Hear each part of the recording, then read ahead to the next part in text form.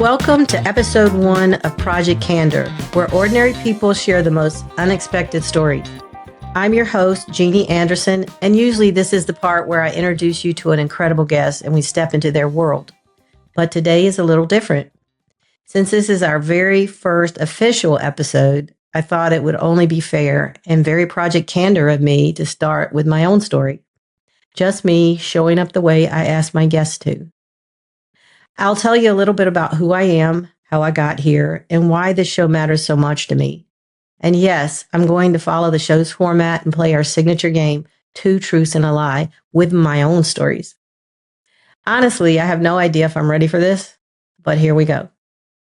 Let's start at the beginning. Well, I was born obviously, but you don't need to go back that far. I'm one of 3 daughters of a preacher, or what I've been called many, many times over, a PK, a preacher's kid.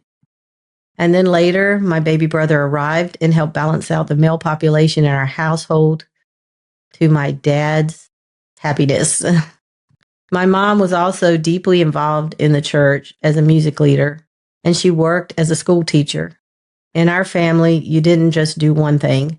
You tried things, especially anything creative.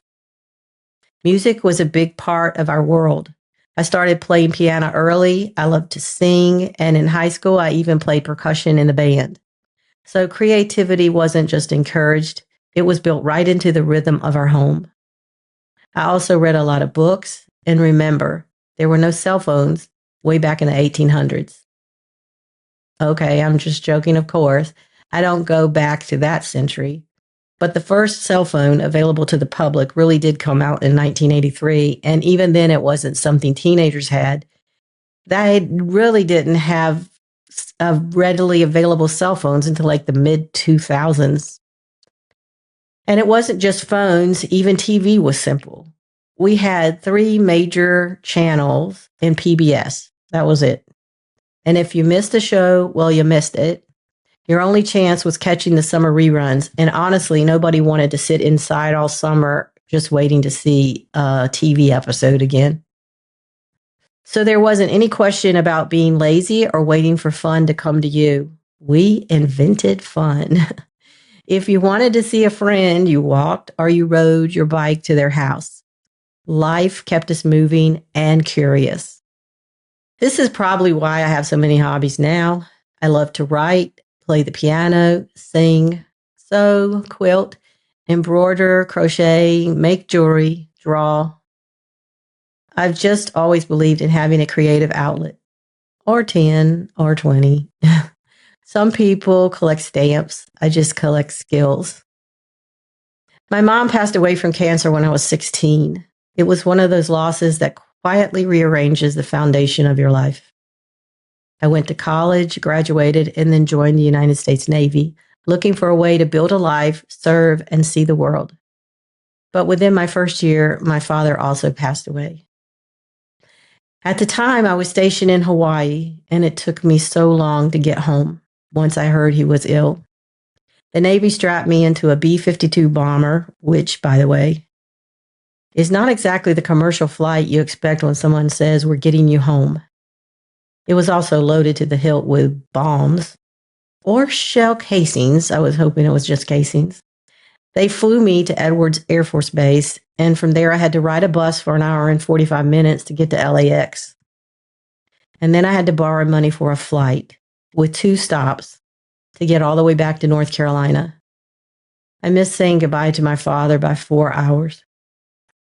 I still can't get through Mike and the Mechanic's song, "In the Living Years," without bawling, especially at the verse that starts with, "I wasn't there that morning when my father passed away. I didn't get to tell him all the things I had to say."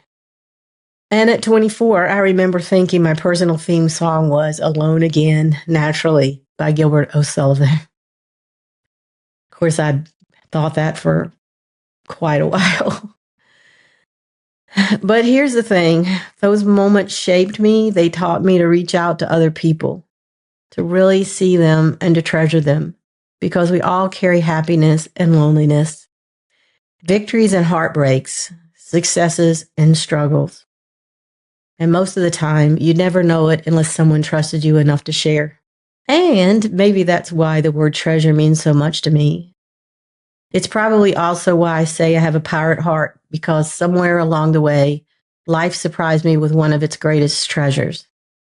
I'm married now to a truly great man, someone I would have crossed oceans for, and in a way, I actually did. In true pirate fashion, he turned out to be the best booty I've ever ransacked. Not in a nasty way, people, so calm down. Tough luck, Sweden. He's mine, and I won't give him back. And speaking of treasures, our family grew in an unexpected and beautiful way. We adopted 3 children, each one a gem in their own way. I won't share their personal stories here because those belong to them, but I will say this. They brought depth, joy, and meaning into our lives that I could never have imagined. They've taught me more about resilience, humor, patience, times 1,000, and love than any book, class, or life experience ever could. They're part of my treasure chest I carry with me, my favorite crew, along with my Lhasa Apsos over the years. I'm incredibly dedicated to that breed of dogs. In a nutshell, I graduated from college, attending 2 outstanding universities. I served in the United States Navy, an achievement of which I am very proud. My career after the military has been in technology and business as a programmer, database developer, systems analyst, project manager, program executive, and business consultant, even starting my own company. Throughout my career and life, I met and continue to meet amazing people that shock me and put me in awe of their adventures and accomplishments. Now maybe you can see into why I developed Project Candor. I love meeting people and learning about their lives. All right, that gives you a little glimpse into where I came from and the treasures life has handed me. But now we're going to shift gears. This episode is sponsored by Rebel 180, the home of brave pivots and fresh starts. Rebel 180 is all about helping you rediscover what's possible when you stop settling and start listening to that little tug inside that says, life can be different. Whether you're navigating a career shift, dreaming about a new direction, or standing at the crossroads wondering if it's time for your own 180-degree turn, Rebel 180 is a reminder you don't need permission to change your story. And now, as we open the door to our second sponsor, we're stepping into the world of tech. Simple Socket Print, the lightweight, blazing fast label print solution designed for those who need reliability without the bloat. With version 1.5, you get instant printing in milliseconds, fully maintained print sequence, and automatic base 64 decoding, all without needing print driver installs. If you're running SQL Server 2016 or newer, Simple Socket Print 1.5 drops right in and gets to work. Keep your workflow simple. Keep your label printing fast with Simple Socket Print. Thank you to our sponsors. If I'm going to ask my guests to show up honestly and play along, then I need to do the same. It's time for our signature game, 2 truths and a lie. Usually I'm the one doing the guessing, but today you get to decide which one of my stories isn't quite true. I chose 3 headlines from my younger years, moments that made me laugh, shaped me, or still make me shake my head. So you'll see my stories or headlines displayed on the screen. Let me read them out to you for anybody that can't see the screen. At the Montreal Olympics, I was traumatized by a bunch of naked Canadian men at our hotel pool. Number 2, on the way to a pool party, I ended up locked in a bathroom and no one heard me banging on the door for help. Number 3, my Navy tugboat capsized in Pearl Harbor during Hurricane Iwa while we searched for 2 sailors swept overboard. Let me walk you through the Montreal Olympics story. Back in 1976, my family drove all the way from North Carolina to Montreal for the Summer Olympics. And even though it was July, lots of friends told us to bring coats because it would not be like a hot North Carolina summer in Canada. So the family brought coats, and of course, I donned my pea coat because even as a teenager, I loved anything Navy. We finally found a decent hotel after rejecting several questionable ones. So we're walking to dinner, bundled up, complaining about how cold it is because it was not the shorts and t-shirts summer trip we imagined. And then we passed the hotel pool. Honestly, I should have looked away sooner. There was a group of Canadian men out by the pool, some just standing around in the cold like it was nothing, and one of them climbing up to the diving board. And when he dove, let's just say his swimwear revealed far more than I had ever seen on a man in all my teenage years. I had never seen that much of a man's anatomy. It was shocking, traumatizing. A full Olympic moment burned into my brain forever. That's easily why I could recall it now for this podcast. And from that point on, anytime my sisters and I saw a man wearing very revealing swimwear, we'd quietly whisper, "Wow, he must be Canadian." All right, story number 2, the bathroom incident on the way to a pool party. I was in my early teens, and the guy I was going with at the time invited me to a pool party at his friend's house. My mom always said going with made no sense because teenagers never actually went anywhere. None of us had driver's license, but still, I was excited. The party was across town on a road called Prison Camp Road because, yes, there was really a minimum security prison out there. But mostly it was farmland, big fields, barns, tractors, horses, just classic North Carolina country. And every now and then, a house with an in-ground pool, which felt like a big deal back then. I asked my parents if I could go, and they said yes. My dad even offered to drive me. So I put on my bikini, threw on a t-shirt, grabbed my towel and flip-flops, and off we went. Except the very first thing my preacher dad said was, "I need to stop by the hospital to visit someone. It'll be really quick." I just rolled my eyes because nothing my father did at a hospital was ever quick. So we pull up to the hospital. He goes inside, and I'm sitting there in the hot car. I take off my t-shirt because I'm roasting, roll down the window, and wait. About 20 minutes go by, and suddenly I realize I desperately need to go to the bathroom. But I couldn't walk into the hospital wearing just a bikini. Not even if I put my t-shirt on, I would have died of embarrassment. So now I'm panicking. Finally, after a full 30 minutes, my dad comes back out smiling and says, "See, that didn't take too long." And bless his heart, he actually believed that. I just said, "Dad, please take me to a gas station. I need a bathroom." Actually, that was a sentence I probably said a lot to him. But anyway, he pulls into one of those classic North Carolina country gas stations, the kind where the bathroom is outside, behind the building, and you have to get a key attached to a giant piece of wood. I'll run for the key. I run to the bathroom. The door is slightly ajar, which should have been my first clue. But I grab a deep breath of fresh air. You don't want to breathe in there. Rush inside, lock the door, and make it just in time. Ugh.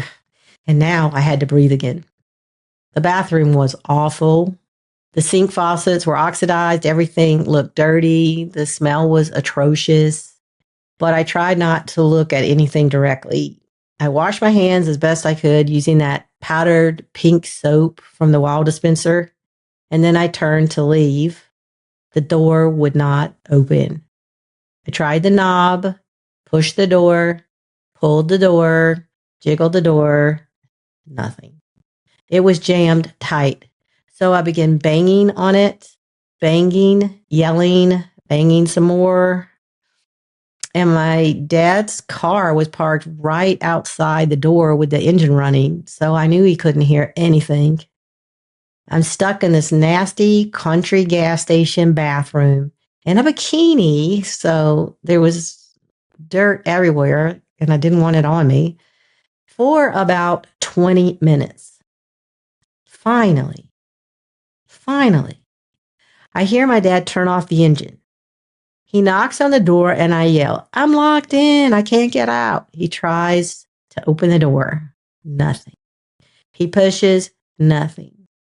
So he goes to get the attendant. Now picture this. The attendant comes back. He's young, maybe late teens. And he and my father both put their shoulders into the door and finally busted open.